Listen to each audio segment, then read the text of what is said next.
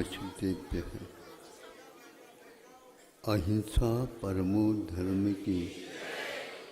आचार्य गुरुवर श्री कुंद कुंद भगवान की। आचार्य गुरुवर श्री ज्ञान सागर मुनि महाराज की।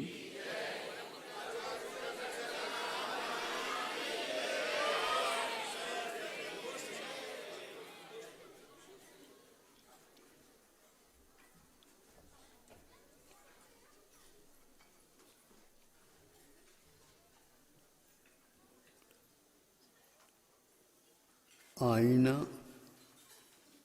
छोटा हो या बड़ा, आईना समझते हो? दर्पण, वह छोटा हो अथवा बड़ा, इससे कोई फर्क नहीं पड़ता, किंतु आईना साफ सुथरा हो। आईना के ऊपर कोई किसी प्रकार की धूल आदि न चिपके तो हमारे भीतर का जो दृश्य है उसमें झलकेगा। हमारा स्वरूप विकृत हुआ है अन्य पदार्थों से, उसको अच्छे साधनों के माध्यम से मांझना, यही एक कर्तव्य होता है। समझदार व्यक्ति इसको उस प्रकार के साधन सामग्री के द्वारा उसको साफ करने का पुरुषार्थ करता है। जिसके पास कोई विशेष साधन सामग्री नहीं भी मिलते तो भी साफ साफ जो जल है उस जल के माध्यम से वह अपने वस्त्रादिकों को धो लेता है। और इसलिए कि उस वस्त्र में चूँकि बाहरी पदार्थ भी आकर के चिपकते हैं, उनको दूर करना अनिवार्य होता, अन्यथा उसमें और जीवों की उत्पत्ति हो सकती है और होती ही है। वह आपके लिए घातक अथवा पीड़ादायक हो सकते। तो चलिए, आप सर्वप्रथम वस्त्र को साफ करने के लिए अनेक प्रकार के आपके पास सामान हैं, उससे उसको साफ करना चाहते। अब देखो, वस्त्र के ऊपर सोडा लगा दो, साबुन लगा दो, वस्त्र साफ होगा? हाँ, तो वो वही बात है, मैल साफ होगा क्या? पानी भी चाहिए, है ना?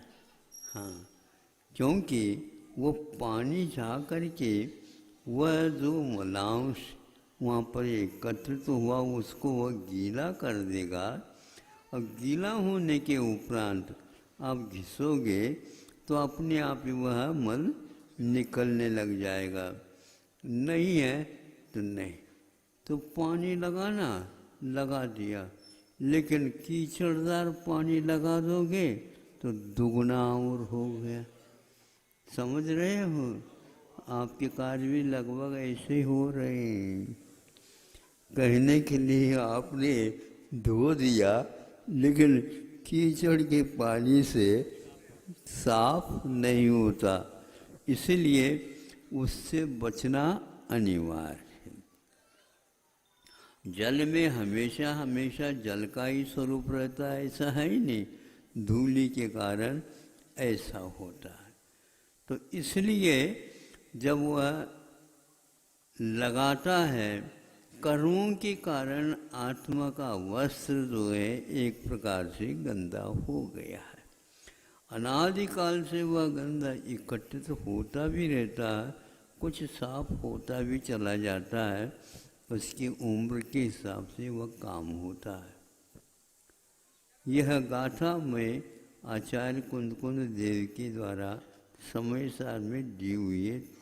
एक नहीं, दो नहीं, 3-4 गाथाएँ दी हैं। उसके लिए उन्होंने कहा इसको साफ करना अनिवार्य, किंतु विधिवत साफ करना अनिवार्य है। आप साबुन सोडा लगाते हुए भी उसमें किसी प्रकार का गंदगी नहीं आना चाहिए। पानी भी शुद्ध होना चाहिए। अब ये हम पूछना चाहते हैं, साबुन आप उसके ऊपर घिस रहे हैं तो कि साबुन का क्या त्याग करना, कब करना, इसका कोई भी इसके लिए संकेत नहीं है, क्योंकि पहले से ही श्रद्धान है। इस साबुन लगाने से मल शुद्ध होता है, गंदगी दूर हो जाती है। ये विश्वास के कारण ही वह घिस रहा है। लेकिन साबुन को फेंकने की बात कभी भी करते नहीं, किंतु उसको रख देते हैं, दोबारा काम में आ सकता है। लेकिन बाकी सब जितने भी हैं धो धो करके साफ करते रहते। अब जब ठीक ठाक हो गया, क्या ठीक ठाक हो गया, वस्त्र, उसमें अब किसी प्रकार की गंदगी नहीं है, तो अंत में शुद्ध जल के माध्यम से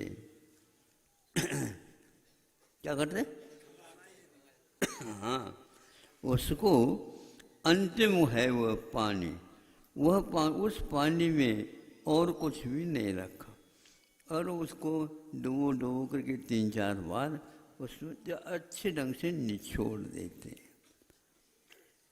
अब वैसे निचोड़ करके रखते नहीं, उसको भार करके फटकार ज़्यादा जोर से नहीं करते, लेकिन वस्त्र ही फट जाए।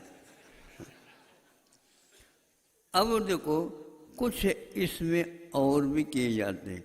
तो साबुन का त्याग नहीं किया, साबुन का त्याग नहीं किया जाता, किंतु साबुन घिसता घिसता अपने आप ही विश्राम पा जाता। जिस समय आप समझते हैं ये हमारा वस्त्र सही साफ हो गया। साबुन से साफ हुआ कि जल से साफ हुआ, ये भी सोचने की बात है। जल के बिना भी नहीं, लेकिन केवल जल के द्वारा भी नहीं, साबुन के बिना भी नहीं, केवल साबुन से भी नहीं। ये जो साधन सामग्री है, इसको बोलते हैं एक प्रकार से बाह्याभ्यंतर दोनों कारणों की उपस्थिति से ये कार्य शुद्ध होता है। हमारे वस्त्र जो आत्मा का उपयोग है, वह भी इन बाहरी संपर्क के कारण, राग द्वेषादि के कारण वो गंदा हो गया है। ये जो पर्व के दिन आदि योग जो आते हैं, वो गृहस्थों के लिए चूँकि इतने निमित्त से उतना कम से कम साफ करने का अवसर प्राप्त हो जाता है। मुनि महाराजों का तो प्रत्येक पद में अपने उपयोग को शुद्ध करने का कार्यक्रम चलता ही रहता है। उनके पास इस प्रकार के साधन हैं, उनको हमेशा वो साफ करते रहते, लेकिन फिर भी गंदा होने का अवसर तो संसार में होता ही रहता है, उससे सावधानी की आवश्यकता है। फिर इसके उपरांत आप धोने के उपरांत दूसरा उस वस्त्र को थोड़े से और चमकाना चाहते हैं, तो फिर कौन से पाल है, तीनों पाल, रानी पाल, मुनि पाल, कई प्रकार के हमारे पास सामने आदि कौन से पाल रहे हो। नहीं महाराज, अहिंसा धर्म पालते हुए ये भी पालते। अब इसमें देखो, इसमें शुद्ध पानी में उसको डाला जाता है, फिर ज़्यादा नहीं डाला जाता, थोड़ा सा। अब उसको एक प्रकार से निकाल करके रख दो। ये क्या कर रहा है, ये मलांश को तो दूर कर दिया, लेकिन फिर भी उसमें और भी मल रहता है, उसको साफ करने का रानीपाल काम करता है। लेकिन शुरुआत में यदि रानीपाल को डाल दिया, तीनों पाल को डाल दिया, वो पाल, तो शुरुआत में नहीं, ये तो अंत में जब उसको धो धा करके पूरा का पूरा सफ़ेद ही जल निचोड़ में आ जाए, देखते रहते हैं तो आता है, तब ये इसका उपयोग करते हैं। इसके उपयोग करने के उपरांत और इसमें चमक ललाके का लाने के लिए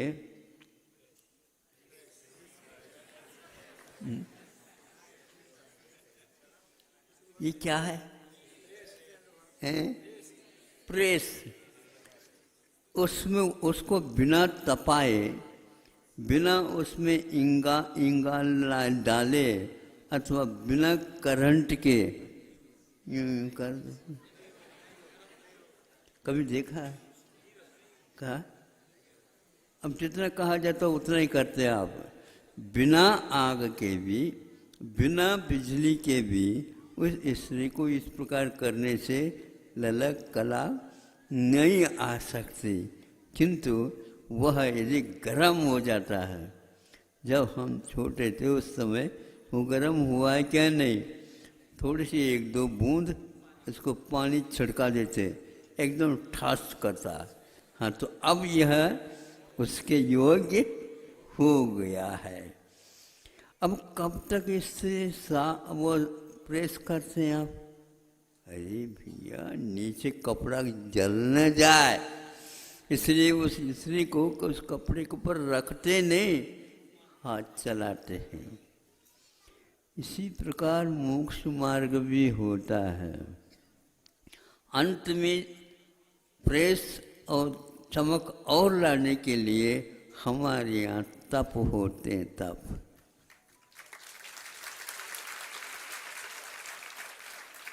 अब वो तप के बिना आपका रत्नत्र कैसे है, झुर्रीदार साफ सुथरा किया तो है वस्त्र, लेकिन झुर्रीदार वैसे आप इसको सुखा दो तो बस धुर्री रहती है।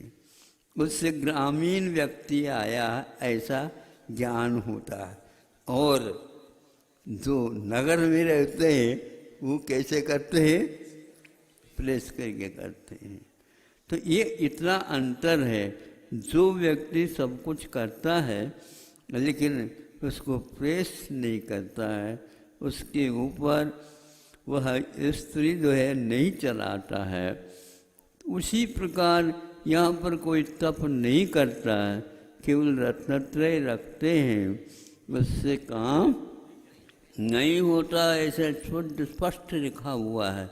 इसलिए तपस्वी अथवा श्रावक भी अपने जीवन काल में तप भी करता रहता है।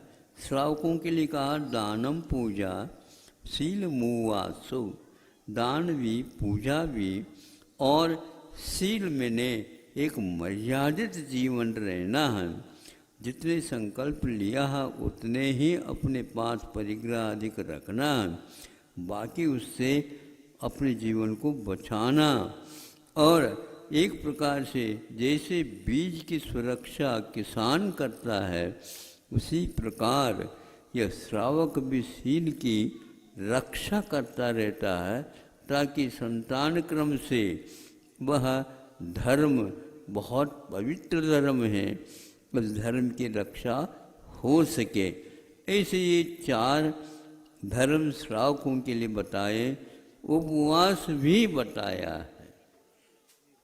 ये जब छोटे उस समय 1 महीने में 1 दिन ये चक्की चलाते हैं, चक्की तो वह मशीन के माध्यम से चलाते हैं, तो मशीन को 1 दिन छुट्टी देते थे।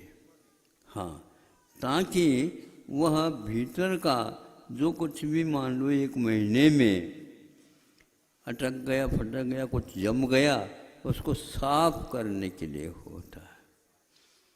इसी प्रकार शरीर का भी सिद्धांत है। उसके लिए उपवास करने से वह मशीन जैसे चक्के ठीक हो जाए, उसी प्रकार भी यह मशीन भी ठीक हो जाता है। यह यंत्र है, यह वासना का साधन नहीं, किंतु उपासना का केंद्र है।